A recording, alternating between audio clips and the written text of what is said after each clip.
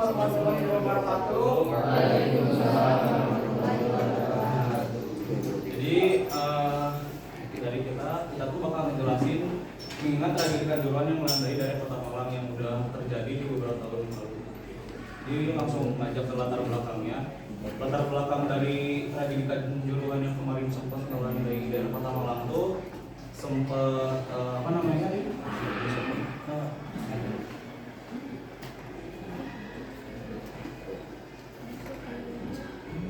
jadi latar belakangnya tuh kemarin kan sempat ramai banget waktu di Jagat Maya tuh karena Arema FC yang sebagai tuan rumah di Kanjuruhan, Stadion Kanjuruhan sempat bertanding dengan Persebaya dengan skor 2-3 yang dimenangkan oleh Persebaya.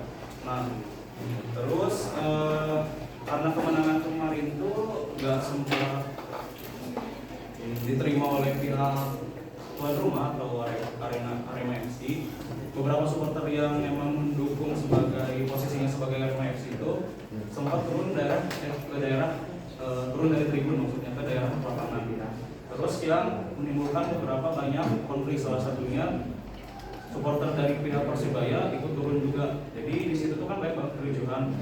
Salah satunya ada vandalisme, korban yang berjatuhan, terus beberapa kerugian yang dimunculkan dari Stadion Kanjuruhan. Terus juga kan karena kericuhan yang terjadi itu tertimbulkan sangat parah, polisi atau yang bertindak sebagai aparat di daerah Stadion Kanjuruhan itu melemparkan gas air mata untuk menstopkan aksi yang ditimbulkan oleh dua supporter dari klub tersebut.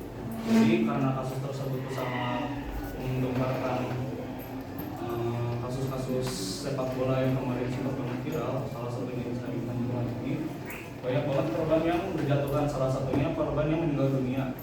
Jadi korban atau dampak-dampak yang bakal dimunculkan selanjutnya akan dijelaskan oleh Ibu Yoga.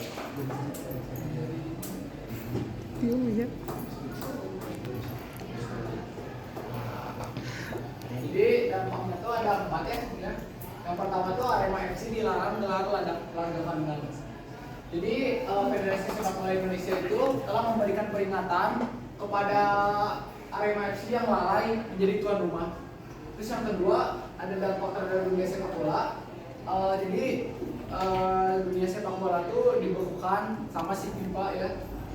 Soalnya gara-gara tragedi ini kan. Terus yang ketiga ada tim Indonesia yang melemah. Tim Indonesia akan mendapat paparan keras jika mendapatkan sanksi dari FIFA. Terus yang keempat ada Indonesia yang menjadi tuan rumah Piala Dunia U20 2023. Jadi gara-gara Kanjuruhan ini Indonesia bisa batal menjadi tuan rumah jika sanksi dari FIFA dijatuhkan. Terus ada ini korban-korban. Nah, di sini juga ada beberapa dampaknya juga, salah satunya dari korban. Di sini tuh korban yang berjatuhan sangat banyak. Salah satunya dari orang yang meninggal. Di sini tuh jumlahnya ada 131. Terus selanjutnya ada 16 yang luka berat dan yang terakhir ada 304 yang mengalami luka ringan. Terus yang selanjutnya ada dampak dari ekonominya juga. Ekonominya itu salah satunya dari pemerintah Kota Malang, karena salah satunya Stadion Kanjuruhan ini kan dipegangnya oleh pemerintah Kota Malang. Jadi ekonominya itu sempat hancur karena kerugiannya sangat banyak. Yang terakhir juga ada sepak bola Indonesia. Jadi di sini itu sepak bola Indonesia dilarang berlaga lagi di Liga 1 karena beberapa sanksi yang dikeluarkan oleh PSSI itu sangat ketat. Selanjutnya ada solusi yang ditawarkan. Jadi solusi yang diberikan setelah tragedi tersebut ya, yang pertama ada pemberian santunan. Jadi Presiden Indonesia memberikan santunan sebesar 50 juta kepada ahli waris korban meninggal. Terus yang kedua ada penjara bagi polisi. Jadi polisi itu dipenjara, divonis 2 tahun dan 2,5 tahun penjara kepada Kopro Wahyu Septio Pramono. Terus ada pembentukan tim pencari fakta.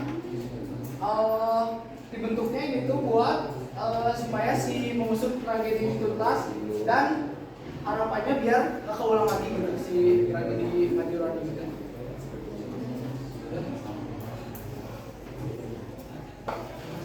Oke, sekian dari pemaparan materi yang duluan. Sebelum kita tutup, setelahnya ada pertanyaan. Boleh?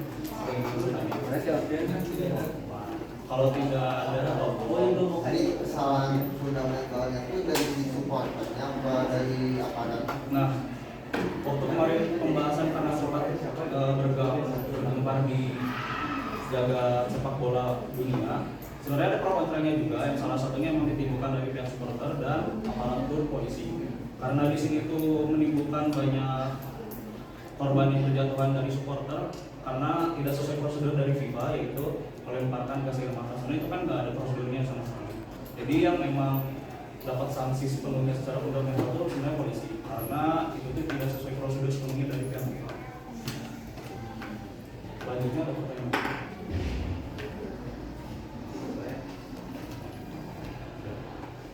Oh, boleh.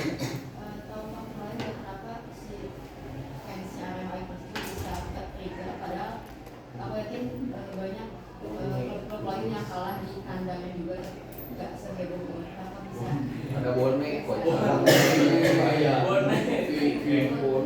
Secara pemaparan yang lebih kompleks itu sederhana sih, karena emang sepak bola di Indonesia itu sangat fanatis.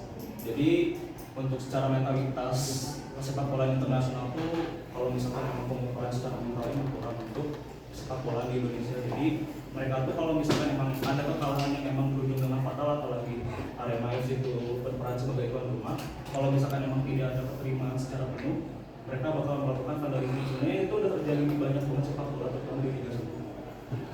Cuma nggak sampai separah ini aja. Iya. Ada lagi? Oke. Kalau misalkan sudah selesai, kami cukup sekian. Mohon maaf jika ada oh ya, karena masih ada satu sisa pertanyaan. Kita kalau misalkan pengen nanya ke kalian boleh nggak? Boleh. Coba yang mau jawab. Raffi. Tadi mau jawab.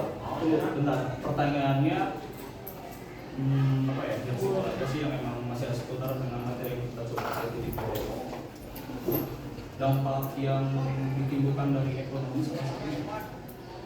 Aku. Gak mau. Gak ngerti cewek lo gak ngerti bola. Kan ekonomi. Ekonomi Dari ibu. Banyak sanksi yang dikasih ke ekonomi yang juga jadi turun. Jadi mengurangi ekonomi kan. Jadi adanya pertandingan lagi di stadion itu berpengaruh ke daerah-daerah itu. Ya betul. Aku mau nambahin dong. Ya boleh. Kenapa? Gak ada apa kan si Liga Indonesia dibuka, jadi gak ada penjualan tiket dari stadion. Terus stadion Kanjuruhan juga ditutup, sampai sekarang udah gak dipakai lagi. Jadi pemasukan pajak buat jalannya Liga teh berkurang, jadi pajak buat pemerintah juga ikut berkurang. Pernyataan yang sangat enak. Oke, cukup sekian dari pemaparan materi tentang beberapa pernyataan juga. Kami cukupkan sekian. Wassalamualaikum warahmatullahi wabarakatuh. Waalaikumsalam.